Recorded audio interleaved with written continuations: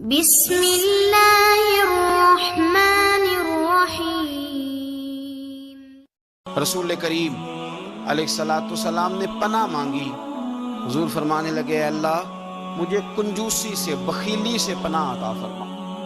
اور حضور نے باقاعدہ پناہ مانگی ہے کہ اے اللہ مجھے ارذل العمر ہونے سے پناہ میں رکھ، جب عمر اتنی زیادہ ہو جائے کہ وجود کے حصے کام کرنا چھوڑ جائے، اس سے پناہ مانگی۔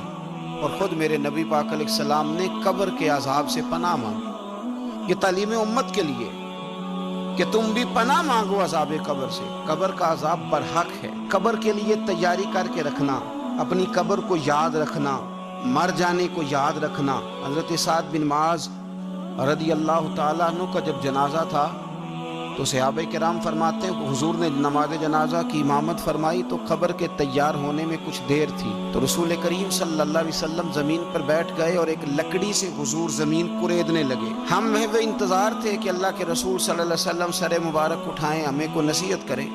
فرماتے حضور نے سر اقدس اٹھایا تو حضور کی آنکھوں میں آنسو تھے، اور رو کے حضور فرمانے لگے، رو کے کہ اس قبر کے عذاب سے رب کی پناہ مانگو اور اس کے لیے تیاری کر لو، یہ بڑا سخت دن ہے۔ رو کے حضور نے فرمایا، رو کے۔ آج تو لوگ مذاق بناتے ہیں، کچھ فقیر صوفی درویش کہلانے والے بھی، وہ کہتے ہیں جو مولوی بتا رہے ہیں نا قبر میں بچھو ہوں گے، سانپ ہوں گے، یہ تو مولوی اپنی قبر بتا رہا ہے، تمہارا اس سے کیا لینا دینا ہے؟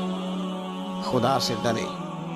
وہ چیزیں جو احادیث مبارکہ میں آ گئیں، جس سے نبی پاک نے ہمیں ڈرایا، ہمیں سمجھایا، آپ اس تنبیہ کو، اس نصیحت کو آپ اس رنگ میں لیں گے کہ مذاق بنایا جائے گا دین کا، بجائے اس کے کہ اس سے ڈرا جائے۔ حضرت سیدنا براء بن عازب رضی اللہ تعالیٰ عنہ ارشاد فرماتے ہیں کہ میں نے نبی پاک صلی اللہ تعالیٰ علیہ وآلہ وسلم سے خود اس بات کو سنا ہے۔ خود رسول کریم صلی اللہ علیہ وسلم نے فرمایا۔ حضرت زید بن ثابت رضی اللہ تعالیٰ عنہ بھی اس بات کے راوی ہیں۔ فرماتے ہیں ہم جا رہے تھے تو 5-6 قبریں تھی، تو حضور نے فرمایا کن کی قبریں؟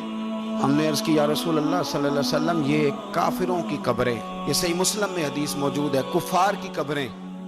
تو اللہ کے رسول صلی اللہ علیہ وسلم فرمانے لگے، ذرا حدیث کے لفظوں پہ غور کرنا، حضور فرمانے لگے اگر مجھے ڈر نہ ہوتا کہ تم اپنے مردوں کو دفن کرنا چھوڑ دو گے، اگر مجھے اس بات کا ڈر نہ ہوتا کہ تم اپنے لوگوں کو، مرنے والوں کو قبروں میں دفن کرنا چھوڑ دو گے، اگر یہ مجھے ڈر نہ ہوتا تو میں سناتا کہ قبر کے اندر کس طرح عذاب ہوتا ہے۔ تمہیں دنیا میں رہ کے میں سناتا، پر ڈر ہے کہ کہیں تم اپنے مرنے والوں کو قبروں میں دفن کرنا چھوڑ ہی نہ دو، اس لیے میں تمہیں یہ بات نہیں بتاتا۔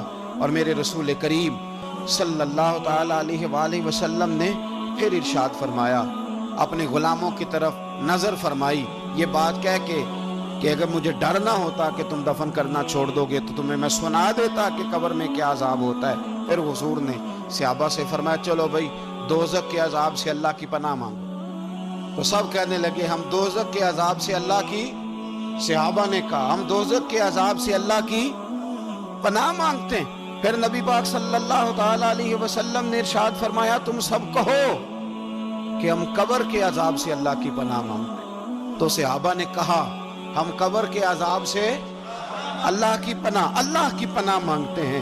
پھر میرے رسول پاک علیہ السلام نے فرمایا تم کہو، سارے یہ کہو کہ ہم ظاہری اور باطنی فتنوں سے اللہ کی پناہ مانگتے ہیں۔ تو صحابہ نے کہا کہ ہم ظاہری اور باطنی فتنوں سے اللہ کی پناہ مانگتے ہیں۔ پھر میرے محبوب علیہ السلام نے فرمایا تم کہو کہ ہم دجال کے فتنے سے اللہ کی پناہ مانگتے ہیں۔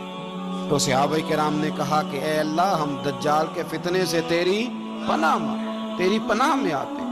نبی پاک علیہ السلام نے یہ الفاظ کہہ کے، یہ بات بتلا کے ہمیں سمجھا دیا، ہمیں قائل فرمایا محبوب نے۔ یاد رکھنا، اس بات کو اچھی طرح سمجھ لینا کہ اگر مجھے ڈر نہ ہوتا کہ تم اپنے مردوں کو دفن کرنا چھوڑ دو گے تو تمہیں بتلا دیتا کہ قبر میں کتنا سخت عذاب ہوتا ہے۔ اپنے معاملات پر غور کریں۔